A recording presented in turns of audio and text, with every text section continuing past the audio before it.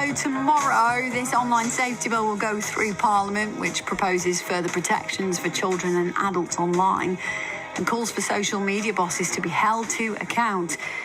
Well, joining me now is Dr. Laura Higson-Bliss, who is a law lecturer at Keele University and has a different view of the whole thing. Hello, welcome to the show. Hello, thank you so much for having me. So being online, well, it's not always a bad thing, is it? No, absolutely not. We do see the rhetoric, particularly in the media, around the sort of darker side to the online world. But it does have its good side. And I think actually COVID proved that more than anything, where, you know, that basic human contact was taken away from us, where young people in particular, one day they were allowed to go to school, the next day they weren't. And the only way to sort of keep that human connection was through the online world. And what are the positive impacts then that we've seen? What has it done for people?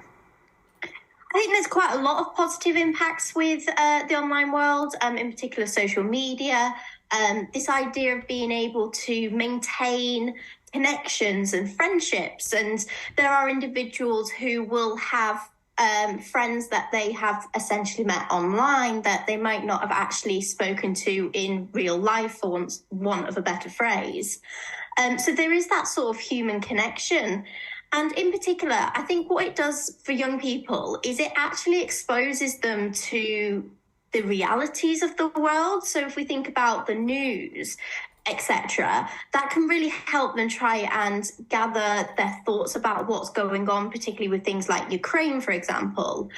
So there is that sort of positive side in which we can actually interact, we can expand our knowledge, we can listen to opposing points of view, which are all important aspects of being human. What do you think about the negative side of it, though, and how do we tackle that when, well, as one of our local MPs was pointing out, there's no doubt that it can sometimes lead to young people harming themselves? Yeah, there is a negative side, but I think you could say that about lots of things in life. There's always a sort of a negative side to everything. And there is no doubt that social media platforms, for example, have been allowed to, the phrase that's often used is mark their own homework for a long time now. And that we do need to be thinking a bit more outside the box about how we regulate social media platforms themselves. But there's a fine balance between regulating these platforms and making sure that we're not stifling freedom of expression, for example, or in particular with young people who might be looking at certain information online, making sure that we're not creating echo chambers. Because if we are looking at just the biggest platforms, which does have some regulation in place, arguably it's failing in places, but there is some regulation there through code of conduct.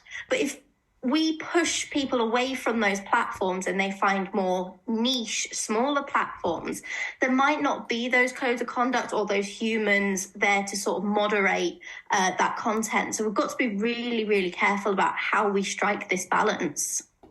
But ultimately, who does the responsibility lie with? Because if you think back to before all of this and before the online and socials, if you think of, say, a library that might have an adult section in a library, you would have human beings there to make sure no children were wandering into the adult section, for example. So does that then mean the responsibility lies on the people who are providing the platform for some of this harmful material?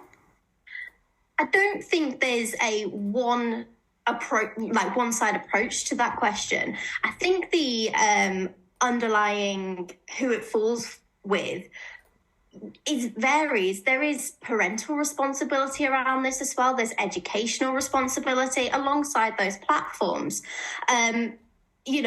We have to be aware that children are growing up in a digital world now, and we can't just sort of ignore that. But we need to be educating young people from a very young age about the online world, and alongside that, making sure that parents have the tools to understand the online world, that they understand how these platforms work, so that they can understand things like how they can report particular content to platform moderators. So I think very much who it falls down to does vary, and I think everyone's got a role to play with that.